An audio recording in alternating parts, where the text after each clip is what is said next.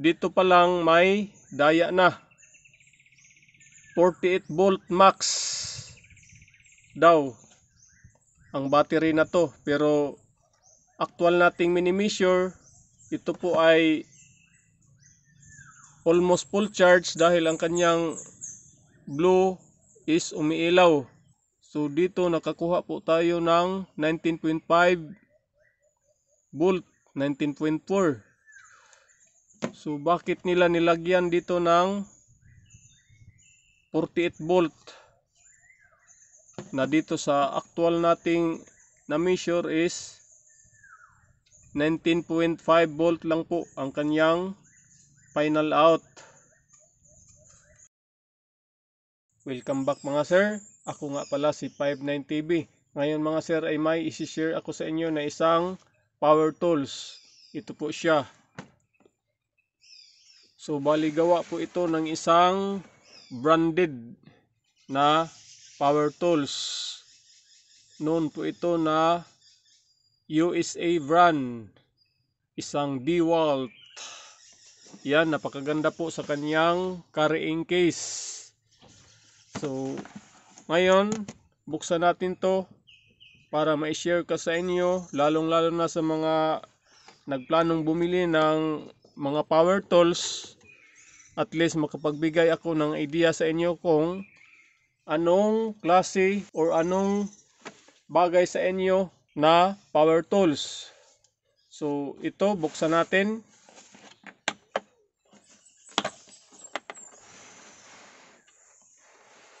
So ito po siya. At ang kagandahan sa kanya mga sir is meron pa siyang free na mga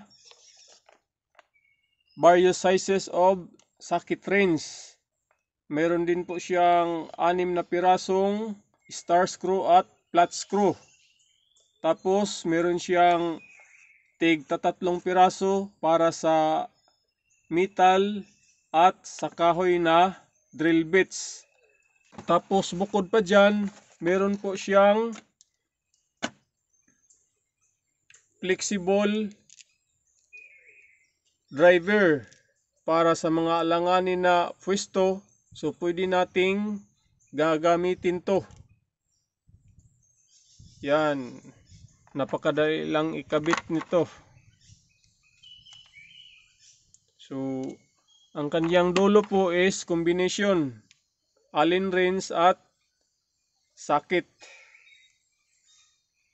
Tapos ito po ang kanyang manual, lithium electric tool, operation and instruction. Black and white lang po siya, gawa lang po siya ng ordinary na papel. So dito pa lang malalaman na natin na ito po ay hindi genuine or original na DeWalt. So pangalawang basihan natin kung ito ay genuine or hindi, siyempre magbase tayo sa presyo. Ito nakuha ko lang sa 900 plus, kulang-kulang 1,000. So sa ganyang tipo ng presyo, alam na natin agad na ito po ay isang class A lang or imitation na DeWalt brand. So may mga sellers na nag-deal po sila ng original price, pero ang ipadala sa inyo is yung imitation katulad nito na unit. So yun ang malaking abala at yun ang malaking scam. Mayroon din siya pong charger. Yan, napakagaan po sa charger na to, parang laruan lang. So dito may LED indicator siya na once full charge na siya, magkukulay green po itong LED indicator na to. Pero pag charging pa siya, kulay pula po ito. So dito na tayo mismo sa unit. Yan. So okay rin naman. Pag bigla nating tingnan ay parang original. So dito, ito ang kulay yellow na plastic. ABS plastic daw ito. Ewan ko kung tunay ito na ABS, pero in fairness, mukhang matibay naman siya. hindi naman siya gigiwang-giwang pag ating hinahawakan. So itong kulay itim na to is rubberized po ito. Yan. So hindi po basta-bastang madudulas ang ating kamay dito. Sa number 2 speed po is mabilis po ang kanyang RPM but lower torque. So ito po ang kanyang screw drive. Ito po yung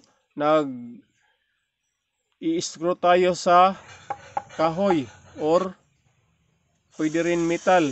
Dito naman sa drive position na to is para sa magbutas tayo ng kahoy man or metal. Tapos ito naman ang kanyang hammer. So kadalasan po ito ginagamit sa magbutas tayo ng concrete or mga masonry work. Sa paglagay nitong battery, lagay mo lang na ganyan, tapos press nyo ito para mag-lock siya, tapos release.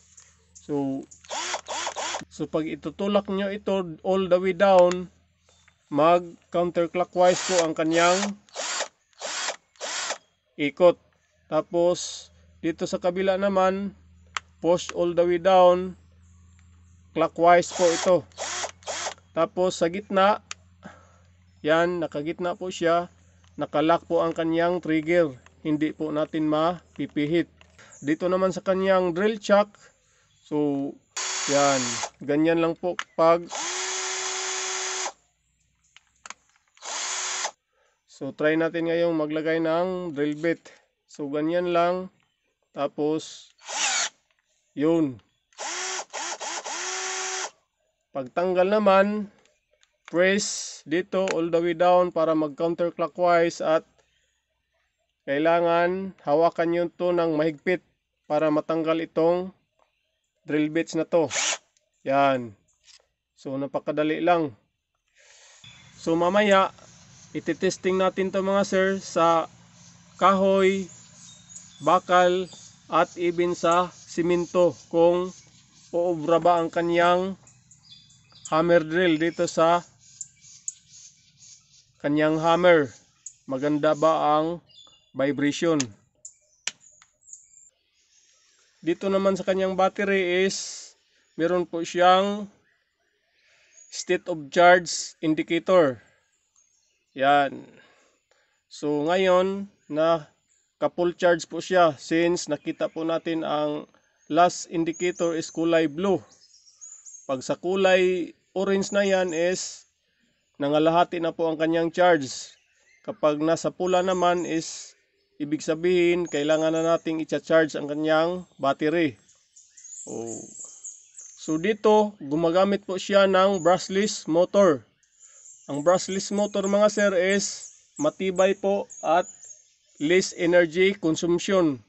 Imagine itong kanyang battery is 48 volt, mataas ang voltahe at lower amperage, nasa 6 Ah lang. So as far as doon sa mga project ko nga nagamit ko itong unit is nagamit ko naman siya ng mga ilang oras bago siya nalubat. So mamaya buksan natin tong kanyang battery kung ilang pirasong lithium ion ang nasa loob nito. Kung bakit nagka 48 volt at 6 Ah po siya. So sa pagtanggal naman ng kanyang battery mga sir, press natin to, hila. Sa pagbalik naman, salpak, press, so lock na siya. So ito po ang kanyang battery. Subukan natin tong buksan para makita natin kung ilang battery ang kanyang laman.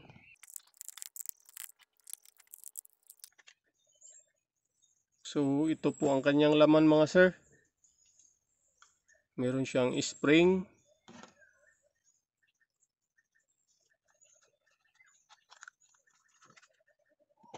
Ito po ang kanyang lead indicator sa kanyang state of charge. So yan, madali lang pala siyang kalasin. Walang tatak ang kanyang battery. So ibig sabihin, tama ang hinala ko. ito po ay isang generic lithium-ion battery. So okay naman ang kanyang board. Ito po ang kanyang charging port, DC jack, tapos positive and negative. So try natin ngayong mag-tester. So dito sa kanyang battery, ito po ang kanyang negative, tapos ito naman ang positive. So test natin to, ang kanyang final out dito. So dito nakakuha po tayo ng 19.5 volt, 19.4. So bakit nila nilagyan dito ng 48 volt? Na dito sa actual nating na measure is 19.5 volt lang po ang kanyang final out.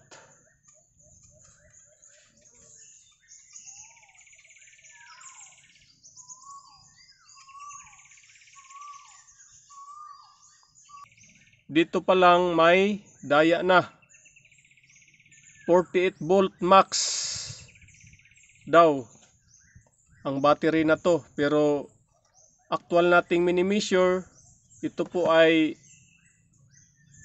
almost full charge dahil ang kanyang blue is umiilaw. So ibig sabihin 19 volts lang po ang actual voltahe sa kanyang battery. Mali po itong 48 volt na sinabi nila dito. Sa normal na 18650 battery mga sir is ang kanyang maximum voltage is nasa 4.2 ang fully charge, at ang nominal voltage po niya is 3.2. Hindi po totoo ang nakalagay dito na 48 volt at 6 Ah. Yun po ang katotohanan sa battery na to. Pero sa kanyang ampere hour or Ah, hindi natin mami-measure dahil wala tayong instrument na pang-measure sa ampere hour dito sa kanyang battery. So ganun pa man, dahil nakakuha tayo ng imitation na unit, so hindi tayo mag-expect na magkaroon po ito ng true rated batay sa kung anong mga labels or sa kung anong mga nilagay sa seller doon sa kanilang store. So yun na po mga sir, hanggang dito na lang ang ating video. Sana may na-share ako sa inyo na kunting kaalaman, lalong lalo na sa mga nagplanong bumili ng mga power tools. So at least nakapagbigay alam ako at aware na kayo kung ano ang mga materialis sa mga imitation na power tools. This has been 590B. Maraming salamat. Hanggang sa muli mga sir. Thank you!